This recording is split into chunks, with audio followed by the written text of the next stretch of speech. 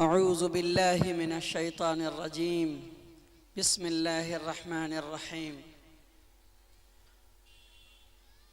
اقرأ باسم ربك الذي خلق وقال النبي صلى الله عليه وسلم خيركم من تعلم القرآن وعلمه وقال أيضا ما نحل والد ولده من نحل أفضل من أدب حسن أو كما قال صلی اللہ علیہ وسلم۔ پہلی بات تو یہ ہے کہ مکتب ضیاء الایمان جس کی تعمیر کے لیے، چھت کی ڈھلائی کے لیے، تکمیل کے لیے اجلاس منعقد کیا گیا ہے، جیسا کہ مجھے بتایا گیا، پہلے تو دعا کیجئے اس بندے کے لیے جو میرا بڑا ہی عزیز شاگرد تھا، حافظ محمد غفران، اس کی جد و جہد، ان کے رفقا اور ان کی ٹیم کی جہد مسلسل اور اس محلے والوں کا خصوصی تعاون تھا۔ اور یہاں ساتھ میں ہمارے رفیق سفر ہیں حضرت مولانا مفتی ہمایوں اقبال ندوی صاحب دامت برکاتہم العالیہ، ہم لوگوں نے اسی جگہ پہ جلسہ کیا تھا اور بہت سارے علماء ہیں جو اس میں شریک تھے۔ اللہ تعالیٰ اس کی مغفرت فرمائے۔ وہ نوجوان حافظ قرآن دنیا سے چل بسا، انتقال کر گیا۔ آج اسی کی روحانی، عرفانی اور خصوصی دلچسپی کا وسیلہ اور ذریعہ اور برکت ہے کہ آج میں دیکھ کے آیا ہوں محلے میں کہ سارے پیلر کھڑے ہیں اور اب چھت کی ڈھلائی ہو کہ مکتب اپنی زمین پہ کام کرنا شروع کرنے والا ہے۔ حافظ غفران کو اللہ تعالی مغفرت فرمائے، کروٹ کروٹ انہیں جنت نصیب فرمائے۔ مکتب کیا ہے؟ اسکول والے ہیں، شہر والے، تجارت والے، بزنس والے، کاروبار والے، اچھی اچھی ڈگریاں والے، اچھے اچھے عہدے والے، پیسے والے، دھن والے، دولت والے اور بہترین لگزری زندگی گزارنے والے، ہم شہر کے بیچ آپ کے درمیان مکتب کا پروگرام لے کے آئے۔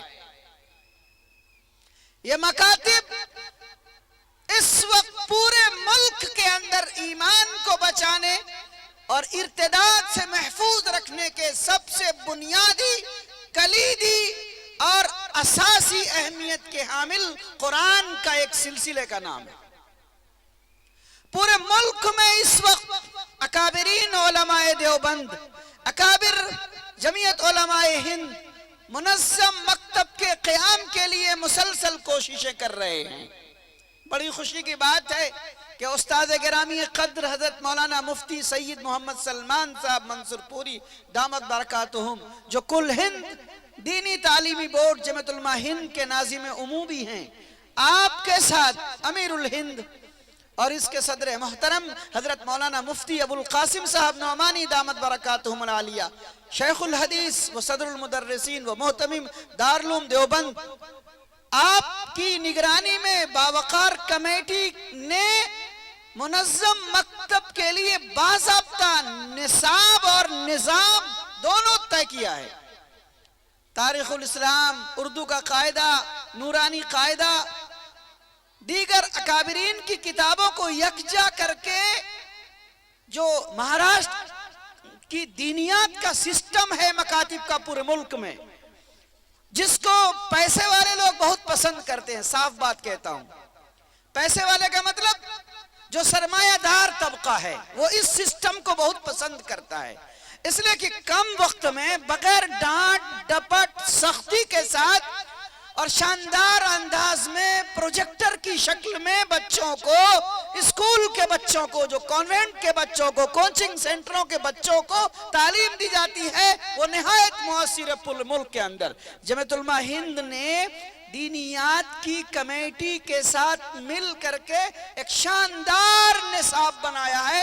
آپ دینیات کے نام سے یہ کتابیں ہیں، آپ 5 साल का कोर्स है, उसमें अव्वल, दोम, सोम, चहारुम, पंजुम सारी किताबें पढ़ाने का निज़ाम मुकम्मल तौर पे प्रोजेक्टर के साथ उसकी निगरानी होती है। पहले उसकी तरबियत होती है, वर्कशॉप होता है, फिर बताया जाता है कि किस तरीके से मकतब चलाना है। जनाब गुलाम अकबर अली साहब, जिनका ये मकतब ज़ियाउल ईमान है, हम लोग यहाँ हाजिर हैं। मैं उनको मशवरा दूंगा कि आप जमातुल उलमा बिहार के ऑर्गेनाइजर हैं हमारे मौलाना सलमान कासमी साहब, आप राब्ता करें और बाज़ाब्ता जब आपका ये काम हो जाए तो ट्रेनिंग लें आप, और आपके दोस्तों को ट्रेनिंग में रखें और फिर देखें मकतब का निज़ाम आपको कितना दिलचस्प नजर आएगा। माशाअल्लाह हम लोग इस सिलसिले में काम कर रहे हैं और अररिया जिला की जमीयत भी इस सिलसिले में कोशिशें कर रही है। यहाँ उलमा और अकाबिरीन हैं, मजीद में कुछ नहीं कह सकता। मकतब ज़ियाउल ईमान कितना खूबसूरत नाम है। शहर के तमाम हजरात को मैं दावत देना चाहता हूँ कि आपके बच्चे मकतब के अंदर जरूर तालीम, बुनियादी दीनी तालीम हासिल करें, असासी तालीम हासिल करें, जहां आपको कुरान के साथ, दीनियात के साथ, तस्हीह कुरान के साथ, तजवीद और तरतील की रियायत के साथ कुरान पढ़ाने को सिखाया जाता है। पुराने जमाने के मकतब अब नहीं चल रहे। पुराने जमाने के अंदर जो किताब लेके आया जिसने हद से पढ़ा चला गया, लेकिन माशाअल्लाह मकतब का निज़ाम मुनज़्ज़म और मिसाली अंदाज में शुरू किया जा रहा है। पूरे मुल्क के अंदर काम हो रहा है। ज़ियाउल ईमान से भी तवक्को है कि वो इसी नहज पे काम करेगा। एक बात हो गई। दोस्तों बुजुर्गों, कुरान करीम में अल्लाह रब्बुल इज़्ज़त ने इरशाद फरमाया कि कुरान की अहमियत की तरफ इक़रा बिस्मि रब्बिकल्लज़ी खलक़,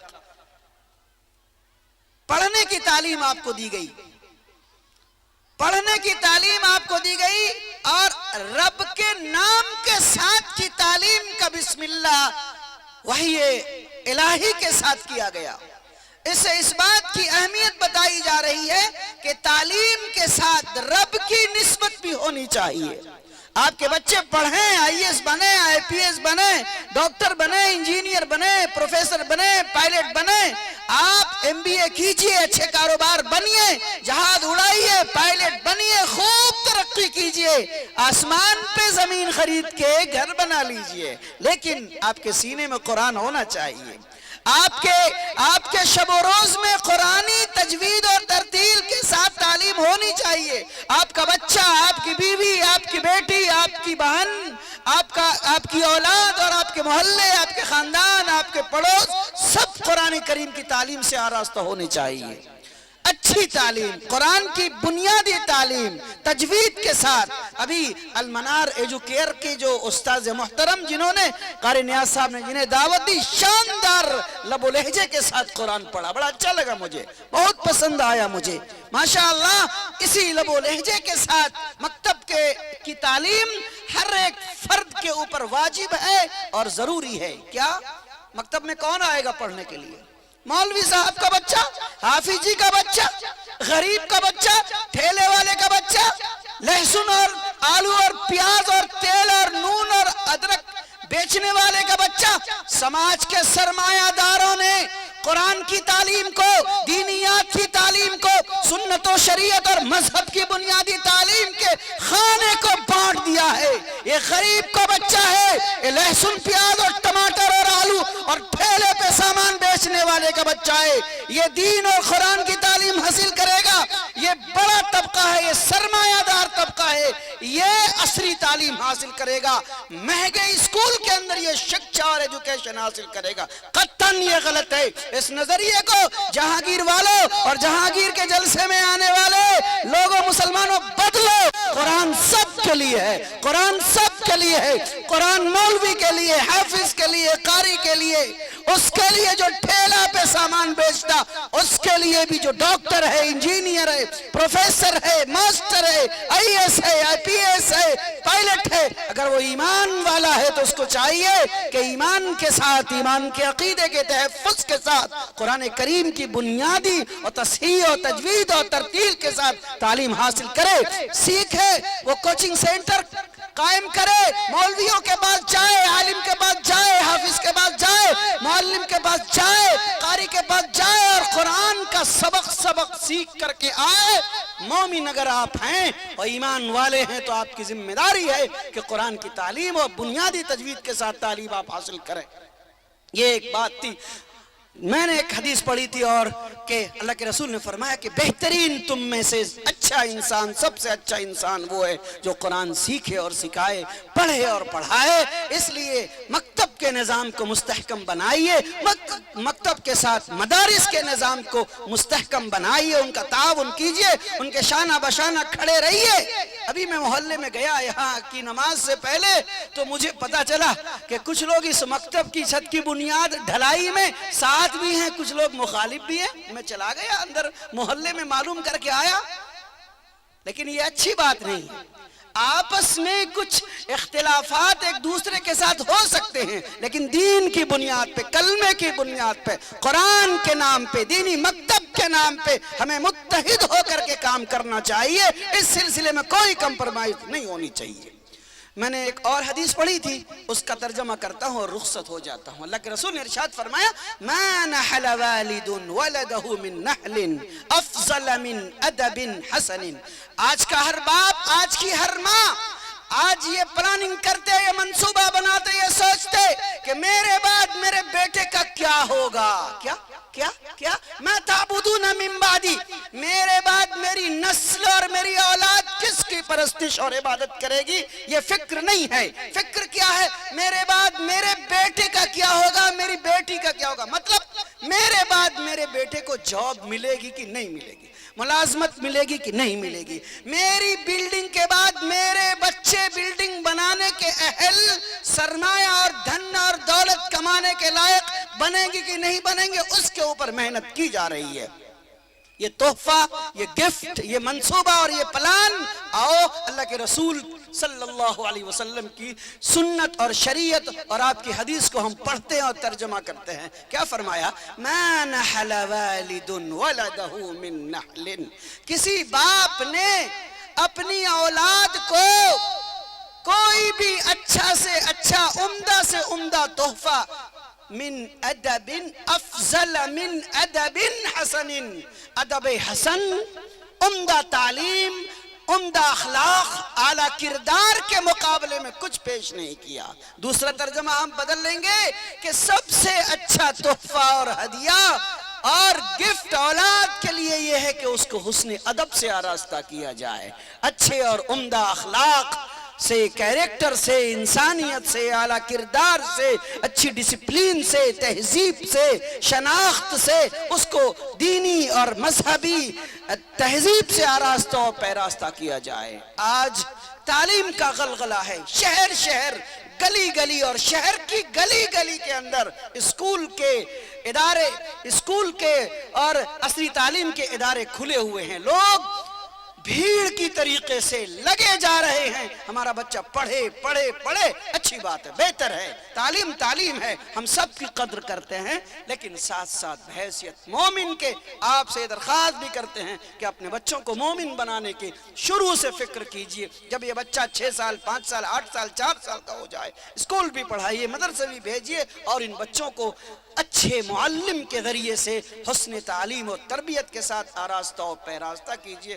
ورنہ پھر یاد رکھیے بچے بن جائیں گے، بڑے اور اعلیٰ ہو جائیں گے، لیکن اگر وہ حسن اخلاق، ادب اور تہذیب اور دین نبوت کے ساتھ وہ مالا مال نہیں ہوں گے تو پھر یاد رکھیے بڑھاپے کے اندر آپ کو یہ نسل اور یہ اولاد سایہ دار پھل دینے کے بجائے کانٹے بن کر کے آپ کے راستے کے روڑے بنیں گے اور اٹکائیں گے، اور پھر آپ خون کے آنسو روئیں گے اور آپ کو بھلا ملنے والا نہیں ہے. آئیے ہم سب طے کریں اور ارادہ کریں اور کوشش کریں کہ ہم سب مکتب ضیاء الایمان کو بنائیں گے، بچائیں گے، بڑھائیں گے. ہیں تیار سارے؟